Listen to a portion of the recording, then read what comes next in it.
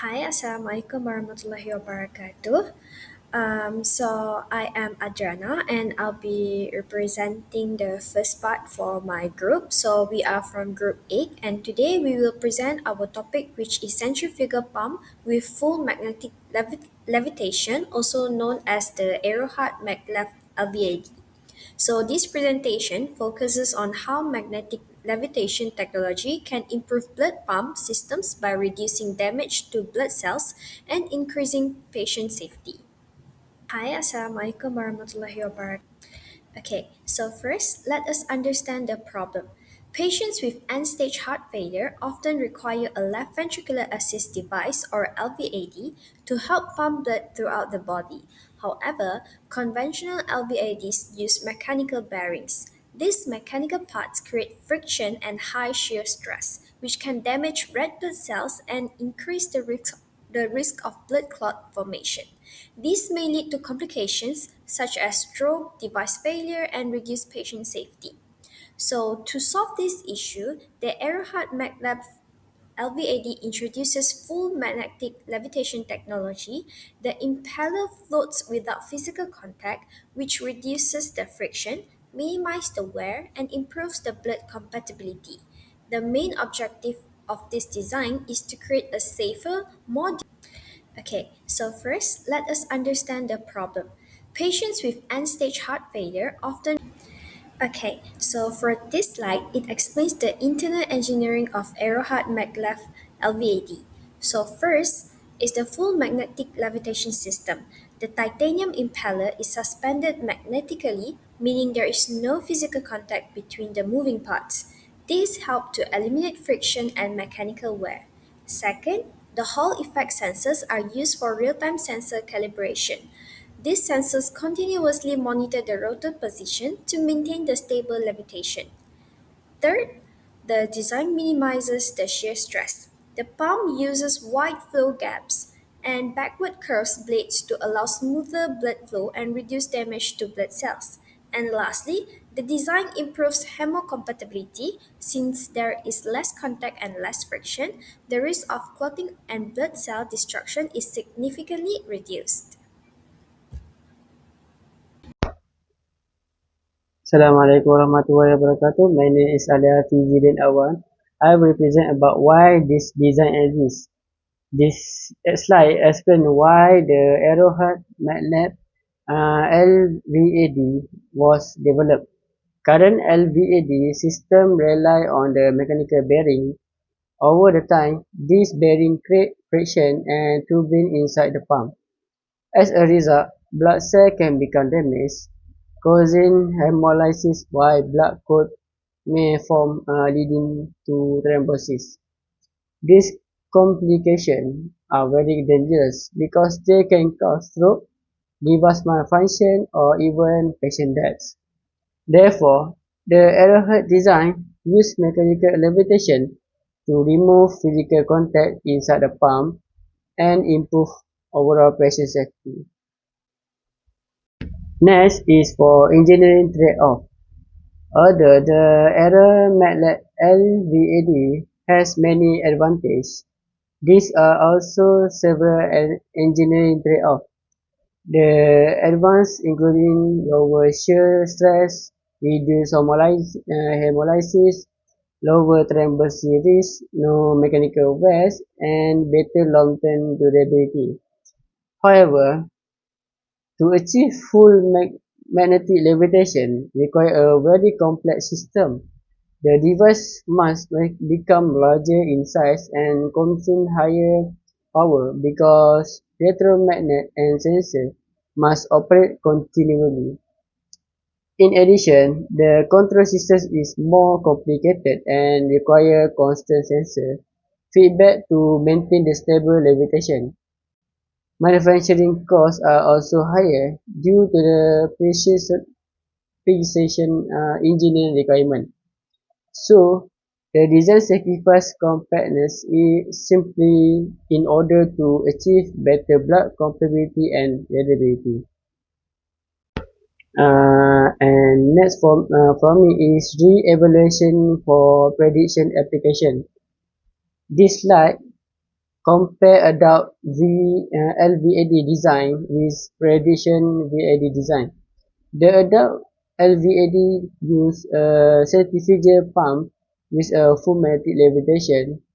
It is a larger in size and optimizes long-term durability and smooth blood flow. For the pediatric patient, the device must be smaller to fit inside a child body. Because of this size limitation, pediatric LVAD may use axial or mixed flow pump designed to simplify levitation system. However, to reduce the size also increase engineering challenge. Smaller pumps usually require higher rotational speed, which can increase shear stress and the risk of blood damage. Therefore, engineers must carefully balance the compactness, blood compatibility, and mechanical complexity when designing the predictive LVAD system. That's all from me, and I give to the next presenter. Hi, my name is Faruiza. As we all know, our maglev LVAD use magnetic levitation technology. It is to reduce wear, thrombosis, and blood damage because of the less contact. But electronic and magnetic failure can still occur. These are the three critical failure nodes that we analyze. The first was the RAM cell corruption. The second, control and power failure. And third is the EMA, which is stand for the electromagnetic interference. For the RAM cell corruption, it is where the software glitches corrupting the rotor control data.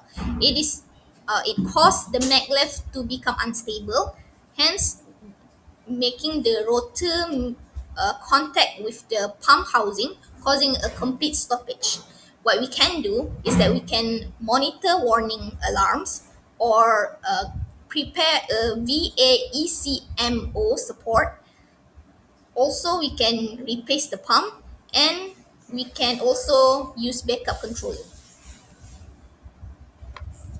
Next, the controller power failure. It is where the power loss stops rotor from spinning, causing the blood circulation support to interrupted. What we can do is to carry a backup controller or batteries, perform rapid controller swap to reconnecting the drive line and power supply quickly. For the electromagnetic interference, it is where the interference disrupt the maglev. The magnet degrades, affecting the rotor stability and may cause grinding or rotor overload. What we can do is to monitor rotor current and power or use alarm or shutdown protection. And lastly, we can also do inspect the magnet and bearing regularly.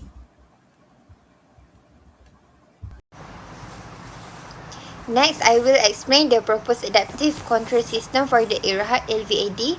So currently, the AeroHeart LVAD operates at a fixed speed, which means it does not adjust automatically to the patient's activity level. However, in a healthy human heart, the cardiac output naturally changes depending on activity, such as resting or exercising. So to mimic this natural behavior, we propose an adaptive control system which the system can automatically adjust the pump speed based on the patient's physiological demand. To achieve this, we use a closed-loop feedback control system where a real-time data from physiological sensors is continuously monitored and used to control the pump. To enable the adaptive control system, we integrate multiple physiological sensors that provide real-time feedback. So first, we have the heart rate sensor monitors the patient's heart rate. So when the heart rate increases, such as during physical activity, it signals the controller to increase the pump speed accordingly. So next, the pressure sensor, which to measure both inlet and outlet blood pressure. This is important to ensure safe operation and to prevent ventricular suction, which may occur if the pump speed is too high. In addition, the flow sensors measure the real-time blood flow through the LVAD. This helps ensure that sufficient cardiac output is maintained to meet the body's demand. Finally, the motion sensor detects body movement and activity levels. This allows the system to respond more quickly to sudden changes, even before significant physiological changes occur. So by combining all these sensor inputs, the system can make accurate and continuous adjustment, resulting in a more responsive and reliable adaptive control system.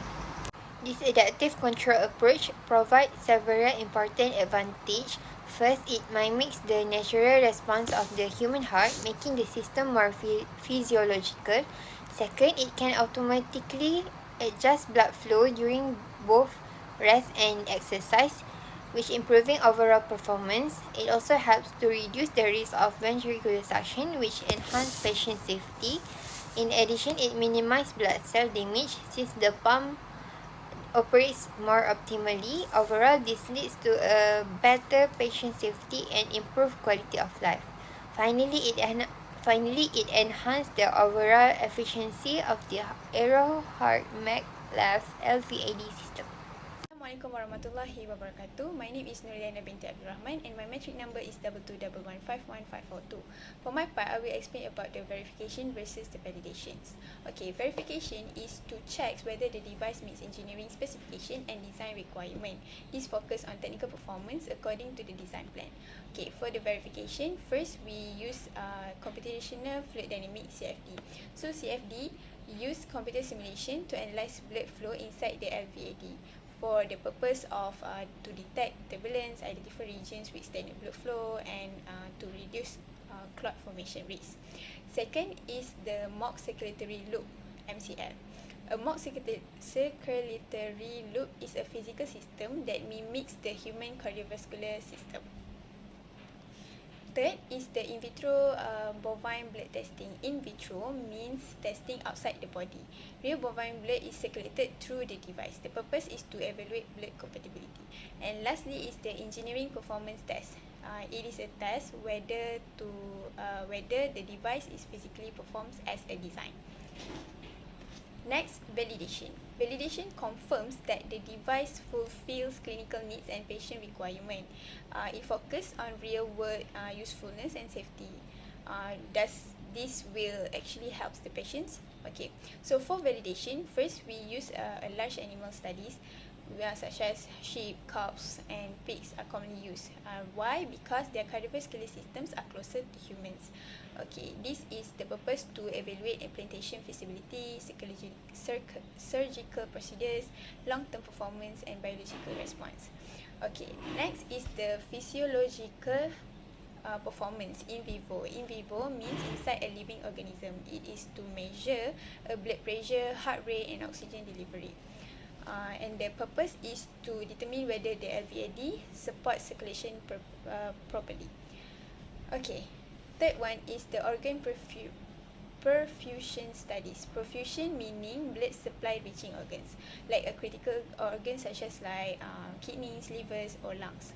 Okay, so this is very important because it is a technically perfect pump is useless if organs still lack oxygen.